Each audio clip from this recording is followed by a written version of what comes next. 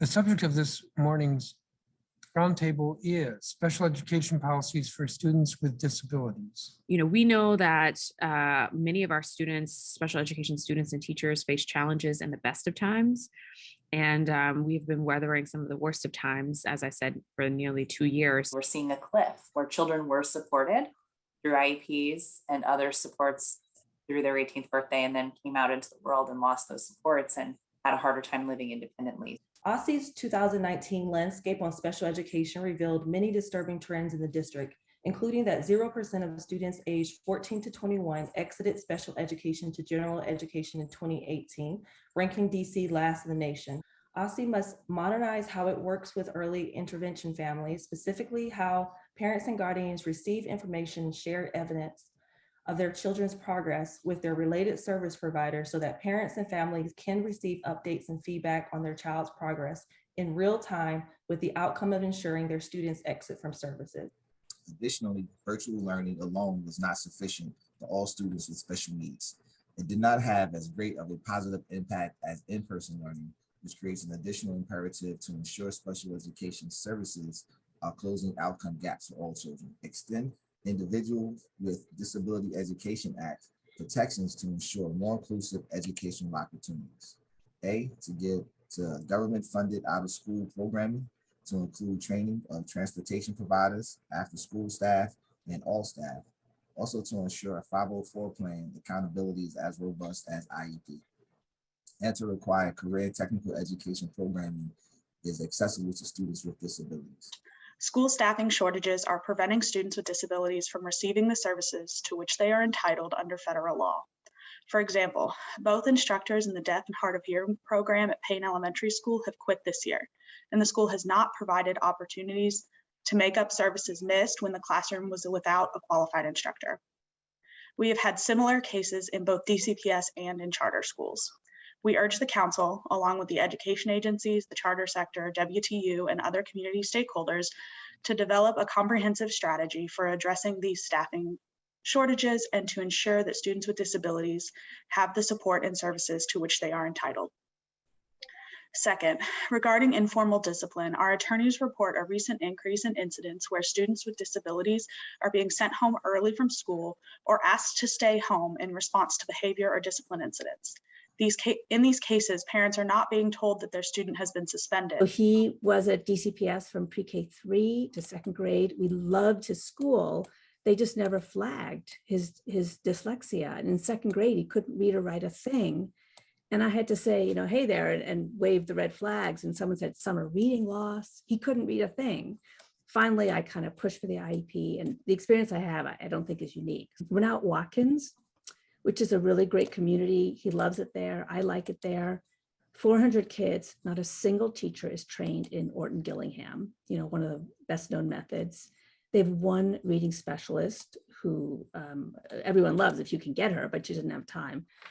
As we have throughout the pandemic, AJE is hearing from families that not only are they experiencing significant delays in having their evaluations for their children completed. And this is both initial evaluations and reevaluations.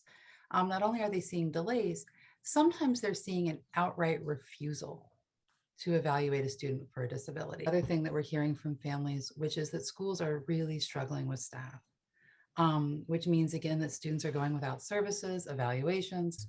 One of the most consistent problems LEAs face is having adequate special education staff. This is a 9th grader who at the beginning of the school year tested at the pre-K reading level. Pre-K at 9th grade. After receiving an evidence-based reading intervention for the past 4 months, he's grown 2 grade levels. More would have testified if the hearing was held after school hours, especially the students and teachers. I also heard that schools are blocking parents from even putting in the paperwork for special ed because they said that they don't have the money to evaluate. What?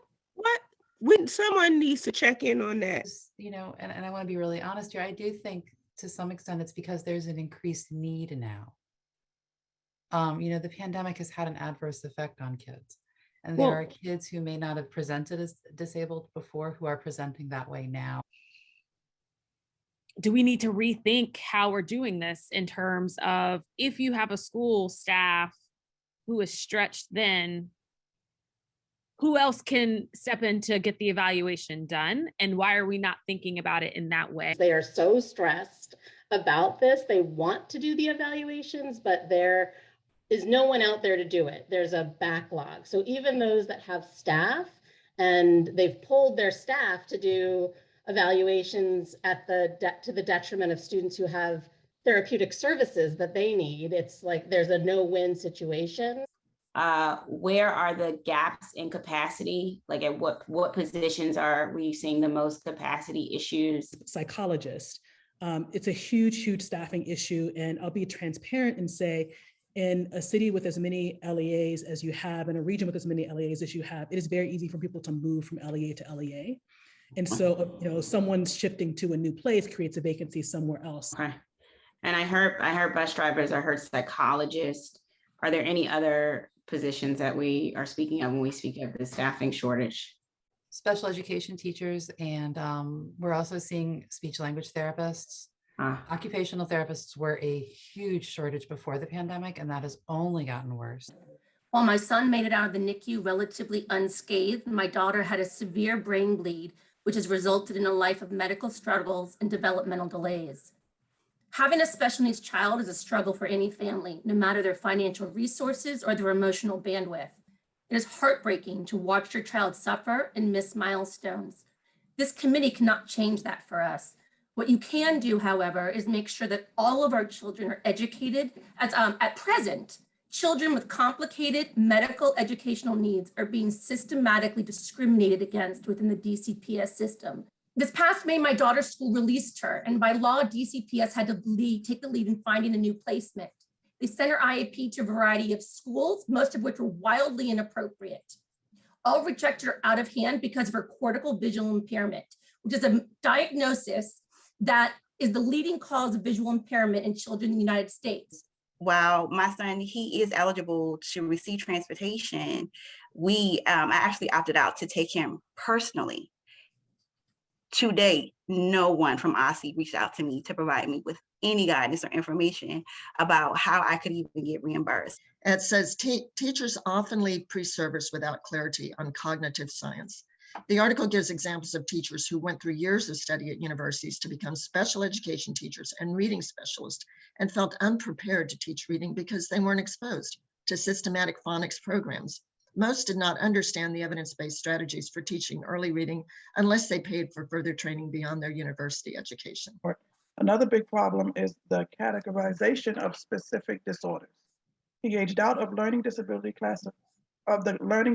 classification and became autism because there is no classification for sensory processing disorder. Yet another problem, there should be a classification for sensory processing disorder. Work with DOH to streamline the certification process for related services and reinstate the reciprocity exemption. We ask the council to work to streamline the credentialing process for related service providers.